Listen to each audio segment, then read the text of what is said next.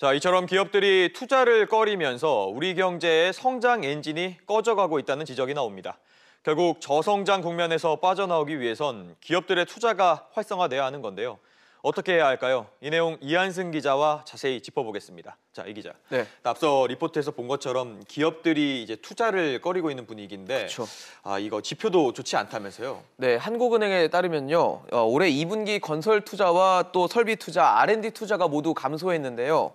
이처럼 세 가지 투자 관련 지표가 모두 마이너스를 기록한 건 지난 2012년 2분기 이후 6년 만에 처음입니다. 예. 게다가 지난 8월 설비 투자는 6개월째 마이너스를 기록하면서 10개월 연속 감소를 기록했던 외환위기 이후 20여 년 만에 가장 긴 내리막을 걷고 있습니다.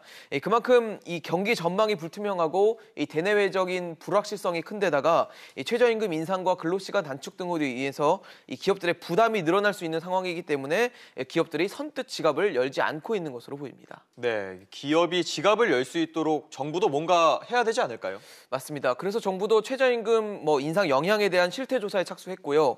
또 최저임금 인상 속도 조절 등 이 정책 수정을 검토하기로 했습니다. 예. 또 일자리위원회는 최근 삼성과 LG, 현대차 등 8대 그룹 관계자들을 불러서 간담회를 열었는데요.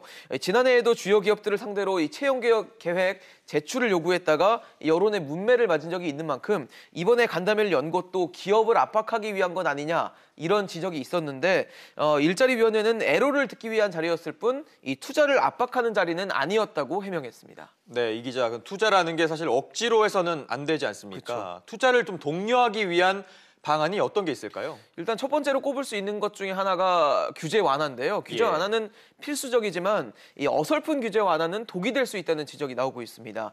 단적인 예가 이 드론에 대한 규제였는데요.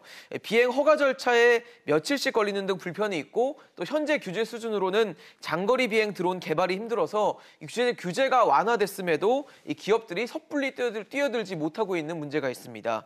그리고 신산업 같이 이런 미래의 먹거리 산업에 투자를 하려면 이 기업들이 느끼는 위험 요인들이 많은데요. 이에 대한 부담을 덜어줄 수 있는 정부의 지원책이 필요하다는 지적도 나옵니다. 이와 관련해서 전문가의 멘트를 들어보시겠습니다. 예. 기업 혼자서 해결하려면 리스크가 굉장히 많이 발생하기 때문에 또 정부가 해야 될 역할들과 기업들이 할 수 있는 부분들, 이것들을 좀 이렇게 매치시키는 이런 노력이 좀 필요해요. 네, 그렇군요. 이 기자 이야기 잘 들었습니다. 네.